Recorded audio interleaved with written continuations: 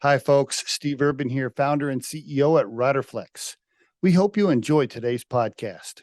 And as a reminder, please subscribe to the Riderflex show for updates on new episodes. And by the way, if you haven't already, check out the book we recently launched, The Riderflex Guide, Inspiring and Hiring, available for purchase on Amazon. And now, a quick word from our sponsor. Try the #1 marketing platform for small business. Everything you need from design to marketing to CRM. Learn more at marketing360.com. Marketing 360. Fuel your brand. Barak Zitron on the Riderflex Podcast for the second time. How you doing, Barak? I'm doing well. How are you doing? I'm doing fine. You're in Denver, you said, today? I'm in Denver. Yeah. Can you see the skyline out there? Oh, nice apartment, man, or nice condo, or whatever it is. Thank you. Very nice. I like it. Oh, I like it. Now, see, you're an outdoor guy. I thought you'd be like in a cabin or something, like up in the hills a little bit. The service isn't good enough. One day, when I've got Starlink on my off-grid cabin, that's where I'll be. Just so you know, so I've had Starlink for a while now. I use it when I take my Jeep up into the mountains. And we use it for our travel trailer as well when we go camping. And we got the RV version that they pitch, you know. Is it smaller? And how big it's is it? It's a little smaller. Yeah, it's a little smaller, but works great. I really have no complaints. It's not super great for video conferencing if you're near trees. Oddly specific. It sounds like you're, as a video podcaster, it sounds like you know a thing or two. Yeah. As a video podcaster. So every time, when we did take it up to the mountains, I'm always like, I'm checking out the spot. I'm like, okay, let me, I'm trying to be in the right location, but it's got I bought a 150-foot cable from the router to the dish. Right. So even if I got my Jeep pulled back into some trees, I can walk the thing, like 150 feet over and do whatever. So yeah, I'm a fan. I'm a fan so far. Like the modern day hanger and smacking the television. Yeah, man, I remember those days. I'm old enough to remember that. I used to have to move the rabbit ears for my dad, believe it or not, and change the channel. I know you're much younger. You're my son's ages, I think. How old are you again? 27. 27. Okay. I got a 28-year-old and a 30-year-old. So close. I want to catch up about MODL Outdoors and, get a full update. And for the listeners, by the way, it's MODL Outdoors and it's modeloutdoors.com. For the people that know you, they know that already, but just in case they don't, I want to make sure we get that in there. It's tools for adventure, flexible, buildable, and customizable. I don't know if those were the exact words on your website last time we talked, because it's been a year or two, but I like it. Yeah, thank you. Yeah, it definitely has changed. We've gotten a little bit, our product lines have expanded. And so earlier on, it was a little bit more niche, a multi-tool for water. And now we're focused on building flexible multi-tools, of which MODL is a part of that. Okay. And I have a bunch of ideas for you because I made a list, but we'll get into that in a little bit. Excellent. Cool.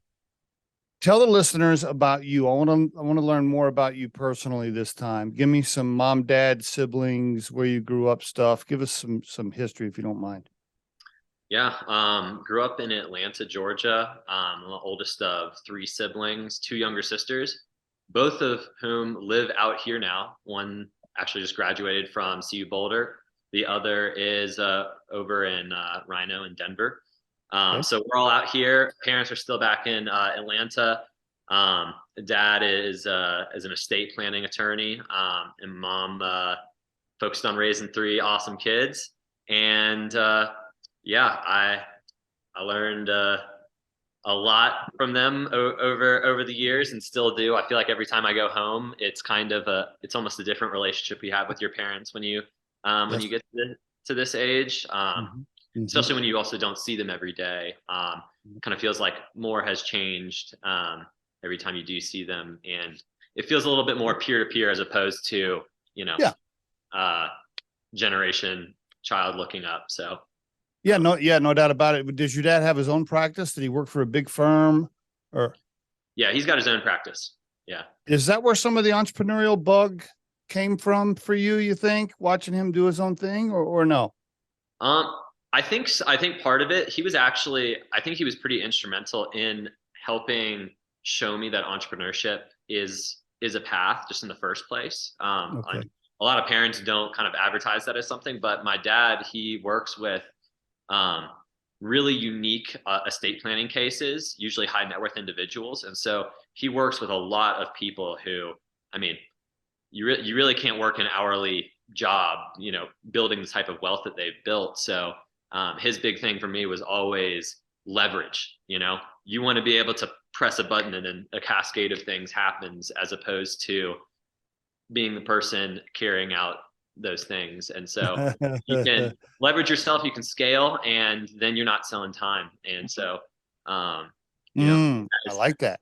Yeah, as paradoxical as it is, as a lawyer, you like, at the end of the day, you're still selling time. And he was pretty adamant that he's like, don't do that. That combined with his entrepreneurial, he does it in house. I think that laid a lot of foundations. Did he want you to be a lawyer, or that didn't matter? Because when you went to Georgia, you majored in business and finance. Was there pressure to go to law school, or no? One time my grandparents called me up when I was getting to the end of college, and they said, you should really think about going to law school. And I was just never there. My dad's been pretty, he loves what he does, but he was also very clear, like, don't be selling your time. And all right. So I knew from very early on that I didn't want to be a lawyer. Also, just looking at the documents when I was younger that that lawyers have to draft, peel through, and parse out. Like, I know my mind wouldn't be well utilized in that area. Okay, very good. Were you a troubled kid? Were you a straight A student? Were you a rebel? Like, where were you kind of in the mix there when you were young? And high school, I'm talking high school. High school. So by the time I got to high school, I was pretty somewhat well sorted. I a little bit, I like I like getting into trouble a little bit, but nothing crazy. All right. But when I was younger, it was I went through phases. I had times in my life where I had really, really good grades, and then times in my life I actually got the worst grades in my life in middle school. Oh, really? Interesting. Yeah, and I just wouldn't do my homework. I think it really came down to not seeing the value in it. I'm very motivated once I kind of see why I'm doing something, the reason behind it. But until then, it's as a middle schooler especially, you weren't going to get my homework out of me if I didn't see it. So, but by the time I got to high school, I saw, okay, I need to do well here because I need to get into a good college to give myself the options that I need. And, honestly, as basic as that, it allowed me to kind of like hone in and do well. All right. And when you went to Georgia, did you loosen up? Did you party a little bit there? Because you were part of a fraternity, I know. So there had to be some partying in there. Come on, Barak. Definitely. I love to have a good time. And I've actually found that just the less helicoptering people are around me, the less micromanaging I have, the more I do better. So I got the best grades of my life I ever got in college. Not that really? grades. All right. Yeah, not that grades are the end all be all, but it was one of those things where the more autonomy I had, the more I could do things my own style. This is one of the reasons you're a great entrepreneur. See, you never would have been a good employee. That's the thing. Like, I'm passable, maybe pretty good at best, but like, it doesn't really utilize what my brain, I think, is for. All right. Yeah, no doubt about it. Okay. And did you go to the football games? I'm just curious. Georgia, you went to Georgia. So, I mean, did you go to, went to the games. I'm not a huge football fan. But I do just love the spirit. I mean, go Dogs. We won the national championship a couple weeks ago. So, I mean, yes, that's why I brought it up. Yeah. Okay. Very good. All right. And okay. So, and how about now? Social life, married, partners, kids, what girlfriends, boyfriends, what's your story? We give us something. Single. Single. Oh man. Successful entrepreneur in a downtown, nice place with a great view. There you go, ladies and gentlemen, whatever your preference is. Barak, I'm not sure, but there you go. Hit up Barak on LinkedIn. Barak Zitron, he'll take your LinkedIn invite. By the way, you're I noticed you haven't posted on LinkedIn lately. That's because you're busy running a company, huh? That's why you're not all over it. Yeah, I'm just not I don't know. Those things fall by the wayside for me. I should be more on top of it. That's all right. Now, I mean, you don't have to be right now. You're busy anyway, right? You're busy. So, okay. So you're living downtown now. You're in charge of your CEO at Model Outdoor. You're also are you still captain of design? Are you still the lead designer for products? Yep, head of design. Much more much more experience. Probably like three times as experienced at that role as when we last talked. And yeah, so CEO, head of design. Okay, very good. You still got your co-founders, your buddies involved? I think there were 2 or 3. Walk me through that. Yeah, the co-founders. Yeah, so 2 co-founders, Justin Gould, who you talked to last time, and Zach Leitz, who's our COO. Okay. Awesome, sharp individual. And what's Justin doing? Sales, biz dev, relationships? Or I can't remember. So he's he's one of the oddest people to place, but we've kind of landed on CRO, chief revenue officer, but really chief relationship officer, because Okay. he's an incredible communicator, people person. Oh, Yeah. instantly likable. Like he's one of those guys that can walk into the bar and like everybody likes him, right? Yeah, it's funny because there's a funny story actually with my dad, because my dad is a lawyer, a little bit skeptical. Justin was so nice that my dad didn't believe it. He was like, "All right, what's up?" And it took a couple times before Justin's just that nice. So I believe it. I believe it. It's, by the way, it's interesting. I don't want to go down a rabbit hole here. We'll come back to your co-founders, but I wanted to mention your dad's line of work. So my wife and I finally, and I'm 55, my wife's in her early 50s. We finally sat down with an estate lawyer person and, had all the stuff drawn up and the fancy book, the booklet, the paperwork, all the stuff, right? Like everything down to, who gets Kim's wedding ring to, if you're terminal, when do you want them to turn off the machines? I mean, all of it, right? Everything. Mm-hmm. I found that I didn't think it would be weird, but that's kind of a weird conversation. You're having to talk to a lawyer who, they're not total strangers, but they're not family, and they're asking you questions like, okay, so do you want them to stop giving you food and turn off the machines at the same time? Well, they're asking these weird these tough questions, and you're like, oh damn, I don't know. Let me think about that for a minute. Start to wade into the gray areas. That's what lawyers can do. It's like they wade into the gray areas and learn how to draw those lines so that you know what side you stand on. Yeah. Made me answer him. Yeah, he made me answer him. I'm like, okay, check. And we went down the list, and then we got this fancy binder and thing in the safe, and I told all the kids, I'm like, okay, you can kill us off now. Everything's decided. It's here. So, anyway, okay, let's get back to all right. So all three of you are still involved. You're still active in the company every day, 100%, all in. Exactly. Yep. All in. All right. How big is the company now? Can you share revenue or employee count? Give us some general sense of how big you guys are now. Yeah, so we grew a lot last year. Basically 3x over the year. We're really proud of it. It was a big year, and we're really capitalizing on that for this year to grow into the future. Our team is mostly contractors at this point, but I'd say the core team is about 10 to 12 people. All right. Are you outsourcing? Like, what are you outsourcing? Marketing, finance, HR? What parts are you outsourcing? Yeah. So marketing, finance, quality control, website design, All that. Yeah. Okay. all the buckets. We like to remain pretty lean. Yeah. Yep. Once we've grown a little bit more, we think we want to start bringing some more stuff in house. But Okay. at the moment, it's better to utilize services that already exist that they have their processes dialed in. We can learn from those processes, and then also see, are these long-term partners, or are these different areas we want to bring in house, maybe even adopt some of the principles that we've learned from these experts. So Yeah, no doubt. By the way, that's a great tip for the listeners when you're first starting out, especially if it's a product company, see anything CPG related.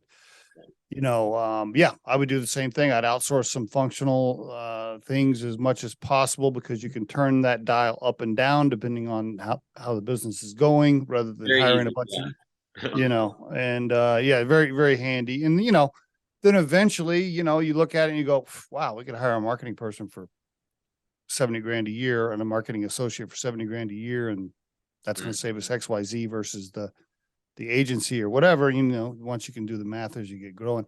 Have you raised any cash? What's the story on the cash front? Story on the cash front is so this past year, we expected to raise a big round, and didn't happen. We got through due diligence with a firm, and they pulled out, which VC or PE or family office, or what was it? It was a VC, and that was kind of we did all the things, we hit all the criteria that said thumbs up, but that was at a time when people were like, oh, the economy, and apparently their main LP pulled out. So didn't end up raising that money. That said, we kind of just filled the gaps where we needed, and we're able to produce a 3x growth year without a true raise. Yeah. So we're really happy about that. Long term, we might be thankful that we didn't take on that money, and probably still did the 20% that did the 80% to get the results that we needed. And so maybe it was meant to be. We are raising right now, but from what I understand, it's a as you go sort of basis is kind of what we're working on. But what are you working on? What's your round, or how far along on you, and how far along are you, and how much? So we're about 150 into 500. Okay. All right. Yeah, we're still kind of strategizing about the best way to close everything up. There's a couple of ideas out there, but don't think I can talk about those. Yeah. Did you raise? Did you have early cash? I can't remember if you raised any cash early or not, or you guys just, it was your own bootstrapped cash that you put in. I can't remember what we talked about. It was friends and family early on. We had actually the first investor we pitched to was a thumbs up, which is, wow, how great. Yeah, it's not always that easy. Yeah, that gave you a false sense of what it's going to be like. Oh yeah, I mean, yeah, it's funny. That was almost some of the easiest money we raised, but also is the most nerve wracking. And now you do pitches a lot, and you just sort of temper expectations. But you're still in growth / cash burn phase right now. You're not profitable because you're in a growth phase, and you're using that cash for sales and marketing and product design or whatever, I guess, right? Assuming. Yeah. I mean, last year we actually got pretty close to profitability. We grew 3x top line, and came close to break even. Yeah, and we decreased our absolute loss while doing that by about 33% as well. So we're really moving in the right direction, and we also have a new set of products that we're focusing on this year that are higher margin, way more operationally efficient in a variety of ways, and also we're just we're able to leverage all the relationships that we've been building and skills. And so we think this is the year where we can really get above the profitability mark. We actually aren't even trying to grow too much top line this year, because it's not about us trying to sell investors. It's us, let's get to profitability. And if we're generating profit, or if we're generating cash, we think that's the recipe that's going to lead to a raise. Yeah, it will. Yeah. For you guys, it's interesting. Yeah. You're not a tech company, right? So I guess traditionally it's not just super top line growth and doesn't matter how much cash you can burn. In your case, you're a product company, you're a CPG company. So for investors to want to bite on it, you might need to eventually show a little profitability and some financial wherewithal, to run a good P&L. So I get that. And more importantly, if you are self-sustainable with your own income statement, then you don't have to borrow any money. You guys can just keep growing and do what you want. Exactly. And I mean, I think we are poised to grow very quickly, but it's about getting that structure underneath us. And, you kind of pointed at one of the most interesting kind of growth, personal, and just business mindset growth that we've had over the past couple of years, which is, as a product of the 2010s, the three of us, we were kind of going into this with a tech growth mentality. That kind of hit a wall of, well, you guys are making hardware products. Like, what's like, you can't raise this valuation, or you can't do this, or I'm not interested. And that's, that's fine. But basically we had to kind of realign, like, where's our place here? And it's not just about, it's how we view ourselves, but also what are other people going to view us? How's the market going to view us?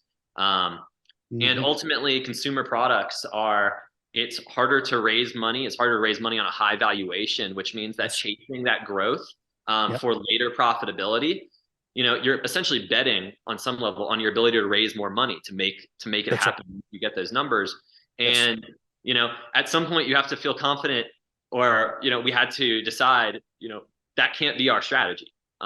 We can't be thinking or taking the advice of all these Silicon Valley, X, Y, and Z. You need to hit this much growth. And, because even if we showed projections of we're going to grow 10x and we're going to give you a 10x return on your investment, people wouldn't buy it because it's a hardware business. And so, I don't want to put any blame on other people. That's one of my big things. Like, if we're having an issue, look to the inside.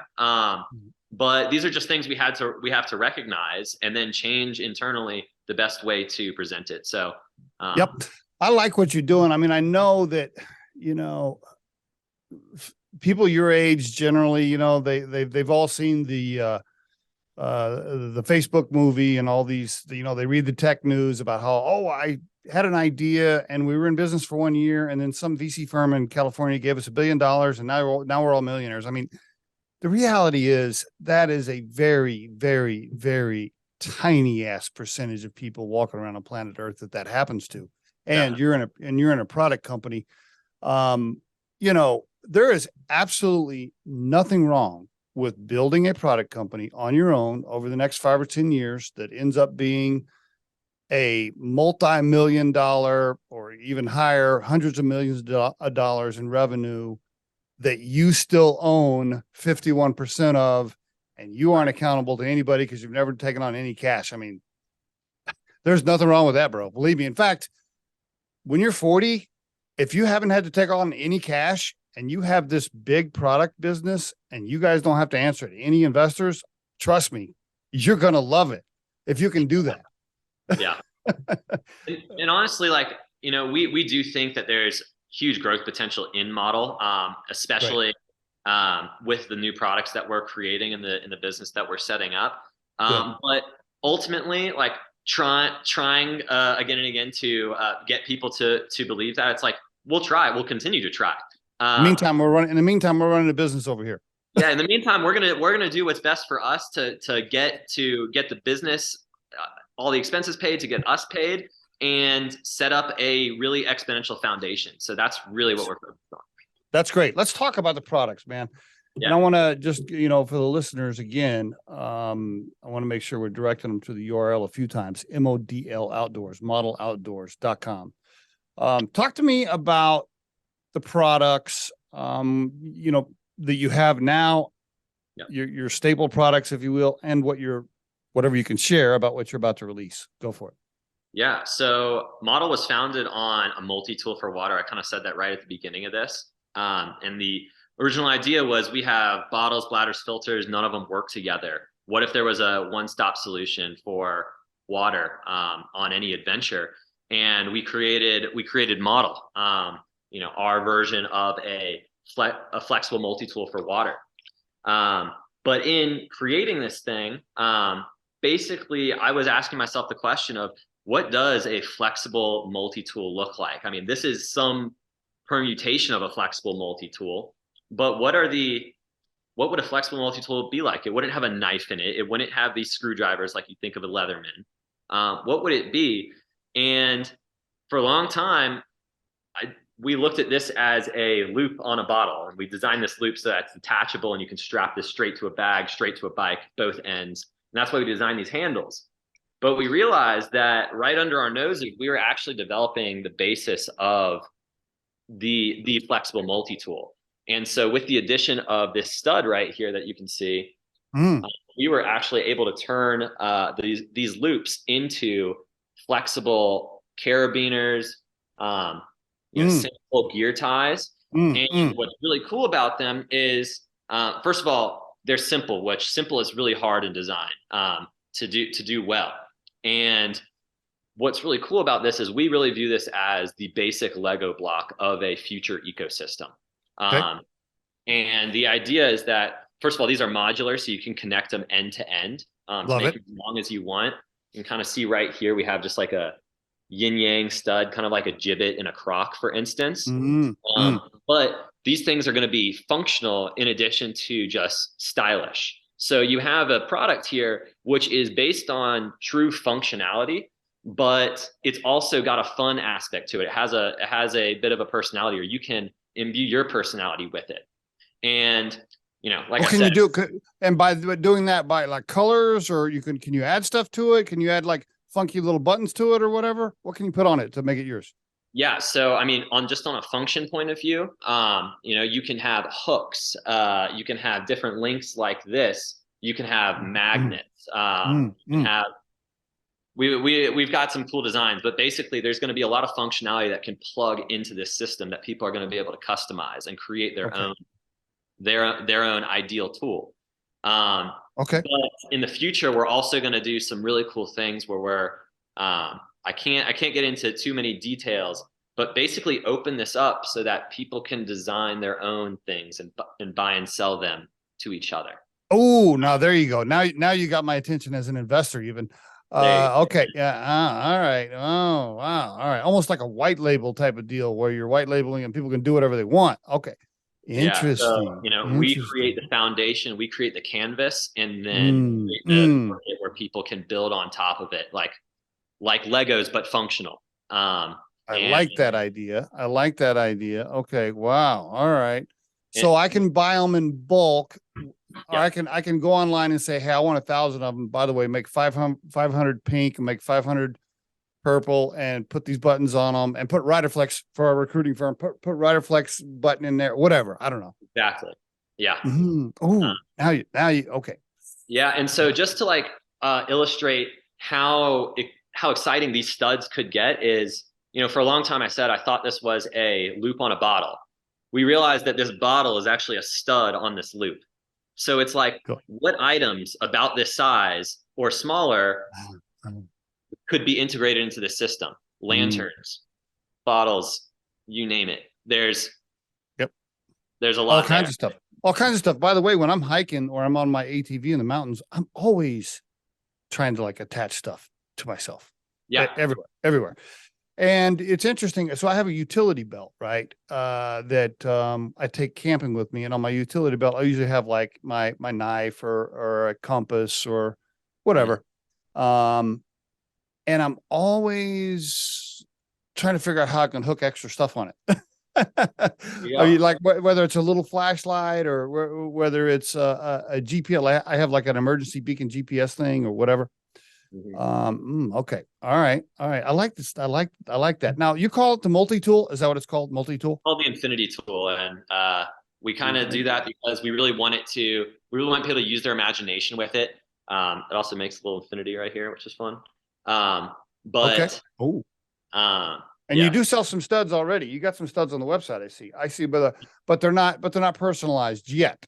Right. So we're at the very beginning stages. We're at the very beginning stages of this. But you can see what I mean by building an exponential foundation here. Yeah, no doubt. Mm-hmm. We're really working on building truly essential items that, you can think about this on a basic level as a reusable zip tie. We use it a lot for what you would bind stuff together with duct tape. Somebody who was doing carpentry needed to glue two pieces of wood together. And because this is flexible enough, they were just able to wrap this up, clamp everything together. Okay. It's really open to your imagination. Okay. So right now you're selling the bottle that you have there. Yep. And you're selling the infinity tool. Yep. And you're selling the studs. Yep. And anything else currently? That is everything currently. And we do drops. What another cool thing that this project allows us to do is much smaller runs of items. It's just very operationally efficient, so we can do drops of special colors and I like it. studs. It's going to be a fun experience to be a part of this journey as this tool grows. Can you brand the bottle if you want to as well, or no? Are you going to allow people? Yeah. Well, because the loops are on the bottle, you could actually use the same studs that are useful on here, or just to brand it, make it look cool. Okay. All right. It's a whole ecosystem. That's the idea. Like, we're right at the beginning, but this is like Legos, but functional. Okay. Where are you having the product made? I think I asked you that last time, but I can't remember who's manufacturing it for you and where. Yeah, so we manufacture in Shenzhen in China, but we are definitely looking into other places. And one of our big goals for this year is to set up a supplier outside of China, at least a backup supplier. Did you have any just to give some flexibility, because we just don't know. Yeah, you just don't know. Did you have any supply issues, by the way, when COVID came? Were they holding your product on the water or anything? I don't know. I don't know if it was beginner's luck, if it was the brilliance of our COO Zach, or what, but we kind of just glided through all of true issues that would have been created by COVID. It didn't really affect us on a supply chain front, may have affected us marginally on a demand front. Okay. Where can you buy the product besides online, besides your own website? Where can you purchase it? Yeah, so the main outlet is our website. There are a couple of online retailers. There's a retailer called MODL Outdoors up in Silverthorne that we are piloting with. But really, this will be the year where we're going to be rolling out Amazon in a couple of months, and then you are going to Amazon. Okay. Going to Amazon. Yep. And what about, places like Bass Pro Shop, Shields, some of these big camping outdoor stores? Are you going to any retailers? Yeah. So that's also on the list for this year. Just as, this product, because we're focused on it, it's a much more simple retail sell for a modular bottle. It's like, what is this thing? There's a lot of competition, and you got to have mods and a whole graphic. These are small. They could be at the checkout counter. They could have their own place. So I got to admit, when I was in Shields up in Johnstown, the big giant Shields that's up here in Colorado, I was over by that stuff, and I was looking for your product. I was like, I wonder if they're in here. Well, so we they're a target. They're a target amongst some others. Okay, yeah, I would think so. I mean, they got everything. They've got Ferris wheels in their store. Yeah, seriously. I mean, I would think that would be a target for you. Did you stick with direct to consumer from your own website at first, just because of margin, or because of simplicity, or entry into the marketplace, or all of the above? So it was a lot of the above. I think we can get into this. We can get out into this later, but direct to consumer, I think, is not as good as it was cracked up to be, just in general. And I think it's a part of the mix, but we can talk about that more. Really, what it came down to is, for us, if you're building something where you don't exactly know what the application is going to be. I mean, there's some things where it's like, this is a bike lock for this specific person. Awesome. That's great in a lot of ways. You know who your market is. You can talk to them. Yeah. When you create open-ended products, you need to have a level of learning from your customers. Okay. And And so that is Good one point. big thing that direct to consumer would give us over Amazon or retail. That's a great point. That's a great point. And You've learned it, and you've learned a shit ton in the last 15, 16 months. oh man, I mean, so much. And then, it's not just as a new product, it wasn't proven. Also, it's what do you like about it? What do you dislike about it? Mhm. You don't have that ability to talk to your customers, your real customers, if you're just selling through retail, if you're just selling through Amazon. Not to mention, I mean, there were plenty of people who warned us about going on Amazon. And, for one reason or another, we also thought the added complexity just wasn't worth it for us at that point in time. And then retail is a game where you've got to get in the door and then you've got to sell through, both of which are not exactly easy. And to be honest, I think we were still. I don't think model was ready for retail. Okay. Yeah. I mean, yeah, seriously, like if Shields puts you on the shelf and you don't execute, I mean, they'll pull you out. They'll pull you out of there in a heartbeat Yeah, and make you come get the product. and make you pay to have time to pick up your product. Yeah. Seriously. No, I mean, there's so many stipulations. I mean, Amazon itself is a business model Yep. in itself. Retail is a business model in itself. Direct consumer, I think it was a good fit for us Okay.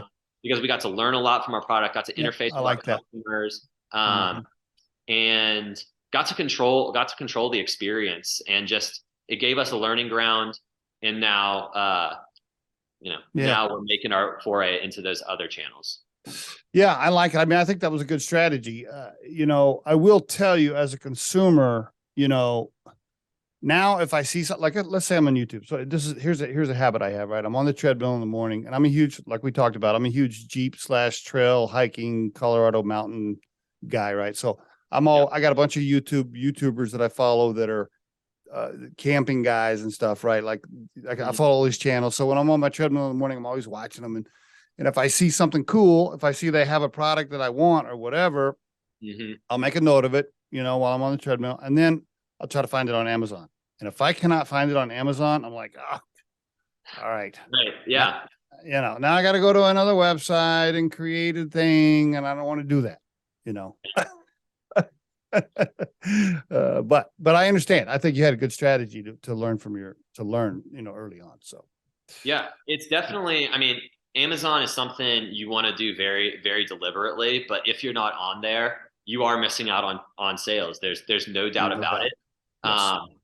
We we just honestly we had a lot that we were focused on, and the complexity of Amazon. Yep. We didn't want to get dragged into that. But now with a more simple product that we're going to be focusing on, it just makes sense, and we think it's going to really boost our sales. And are you gonna raise your retails to make up for the 15% loss in margin when you go to Amazon? You're gonna probably not.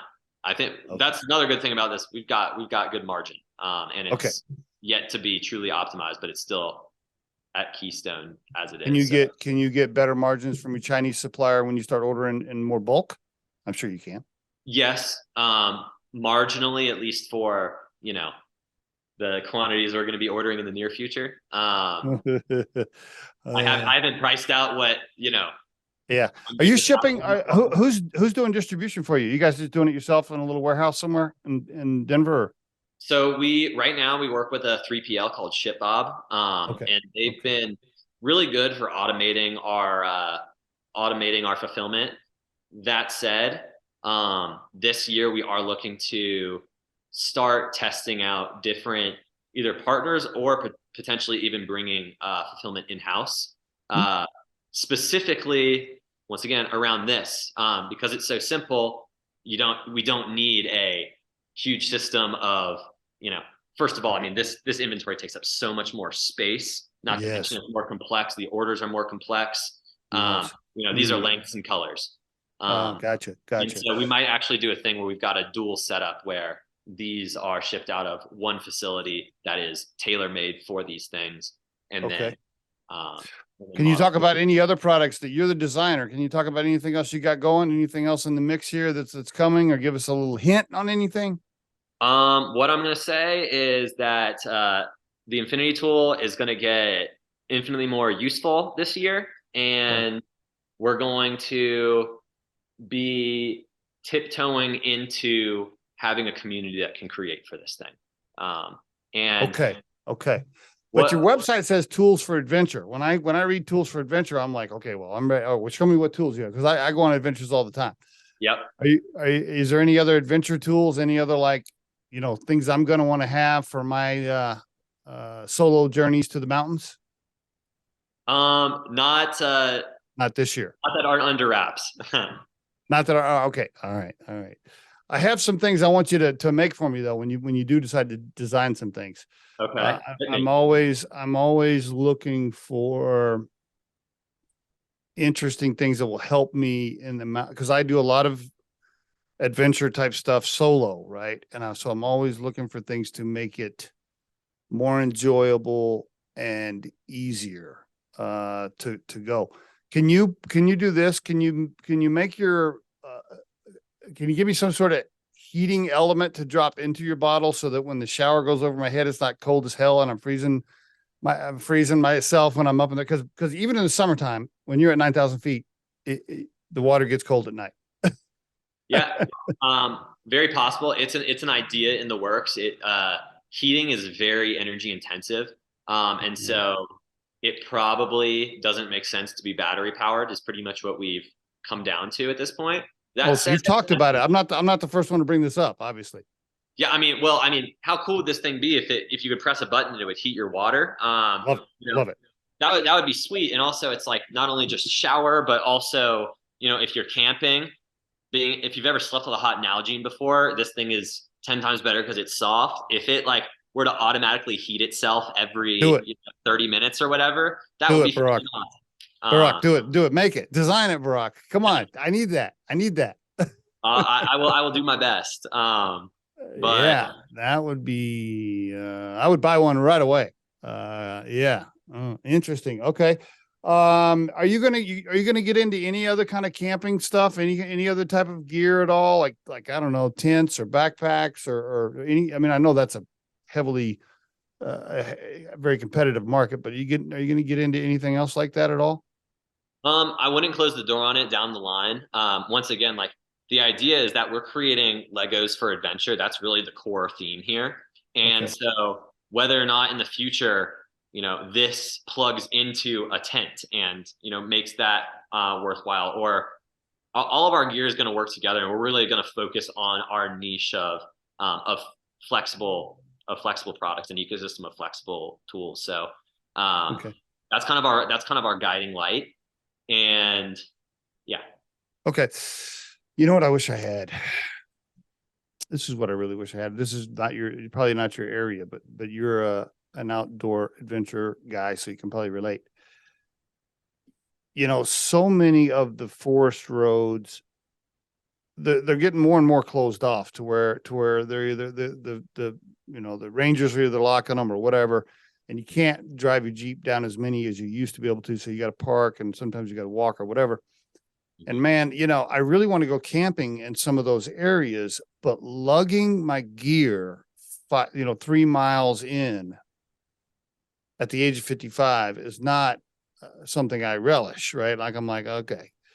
And I'm always thinking, man, I would go camping. I'll come across a cool area and I'd be like, man, I would love to go camping back in there, but I can't get my Jeep back in there. Mm-hmm. And I wish I had some sort of, I don't know if it's a sled or if it's like something you pull with tires or something. I wish I had something that I could get my gear 2 or 3 miles in that was either battery powered or something to help me get it there. If I had that, I would go camping way back in cooler places all the time. Because I take more with me than just a backpack, right? I'm old. I got to have more stuff. I got to have more stuff. I can't just do a backpack. So I'm always like, man, how do I get all my stuff back there? I can't ride. And then sometimes you can't take your 4-wheeler, your ATV, because you can't, they won't let you, whatever. There's rules against that. And I'm always like, man, if I could get my stuff back there, I'd go back there. But anyway, I'm imagining a self-balancing, shopping cart almost, 2 wheels on the bottom. Yeah. You've seen those Boston Dynamics robots, right? Yes. Yeah. Something like that. With the wheels on its feet. it's Something could crazy what those things are capable of. Like, Yeah. imagine just having like a huge bin you could just pile stuff into, I love and it. it would just roll down the trail with you. That would be Um, awesome. I would go way back in there. Yes, those are the kind of thoughts I've had as I've gone by these places. But anyway, yeah, went down a rabbit hole. But I'm always looking for stuff like that because they're shutting off more and more roads. You know, they don't let you just wheel around anywhere anymore. It's getting harder to find places. And when I do go up to the mountains now, yeah, I don't want to see people. And I'm all, now I see people all the time. I'm like, I don't know. I didn't come up here to be like, I don't want to be on the trail with like 10 other people. No. yeah. Anyway. So it's actually interesting because I've lived in Colorado for 3 years now, and I've done a fair amount of just driving around. I just enjoy driving. Yeah. And I recently went out to California, and I was also driving around there. The number of forest roads that were accessible to me. I don't know if I was oblivious to them here, but in Northern California, they were all over the place, in the Sierra Nevadas. How about that? Yeah, up near, like, between Tahoe and Sacramento.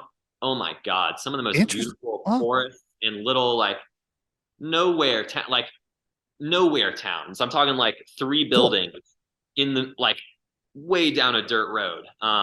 Oh, those are my kind of places. Those are my kind of places. Like, I gotta go. Mining town. Yeah, like, I think it's called, like, look at Forest Hill in Northern California or something. Okay. But it just kind of like, I'd never noticed that many before, and I don't know if now I need to just look better here in Colorado. But especially coming from Georgia, it does feel kind of like clamped down, and it's either private property or Yes, it's a normal road. But when I was out there, I was shocked by the number of explorable areas and just dirt roads you could go down and get lost on. So interesting. That's good to know. Yeah. I gotta do that more. All right, my friend. So it's gonna be a busy year for you guys as you venture down this road. I gotta get, send you some Infinity tools. I need some that are like branded, I want to play with that. Yeah. I mean, damn, if I could get a bunch of those Infinity tools branded Riderflex in some way and I could send those out to my clients, we would do that. I mean, that would be cool. Cause if they get that versus a coffee cup, I mean, they're going to be like, wow, this is cool. Like, this is different, Yeah. No, I mean, it's a cool bracelet. It shows your brand. It's really high quality materials. It's platinum silicone and stainless steel, Cool. like casted stainless steel. And we can we can etch logos straight into the stainless steel. So very cool. I like it. It's great for corporate gifting as well. I think that's a wonderful idea. MODLOutdoors.com. Barak, thank you very much for the update. I'm super happy for you, man. You guys got 3 extra revenue. You're doing $1 million in revenue. How's it feel to be? You got $1 million company, man. That feels good, doesn't it? It's crazy. And I think it sounds cooler than it is. When it's day to day. I know. It definitely sounds good. I know. Day to day, it's, we're still a hardware products company. We're working with our cash flow, and I mean, it's exciting for sure. And I can tell, really, we've come so far as a business, personally. I'm learning a ton. To see what we can do this year. You're learning a ton. By the way, it is interesting, right?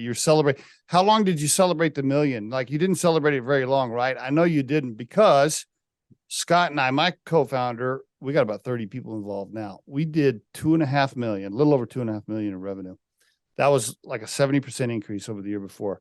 Awesome. Here's the thing, right? You probably did the same thing in your mind. I know, right? Like, I'm like, several of the board members were like, wow, great job, great numbers. And I'm like, yeah, but now it's January 2023, and immediately I got to start beating those numbers. And now I got the pressure of beating that number. Yeah, you're constantly raising the bar for yourself, which I think is healthy and challenging, and hard, like it should be. Like, you don't want it easy right now, honestly. That's right. Barak, thank you, sir. Appreciate it very much. Thanks for updating everybody. Yeah, for sure. If anybody has any questions, feel free to reach out to me, and we'll be in touch, Steve.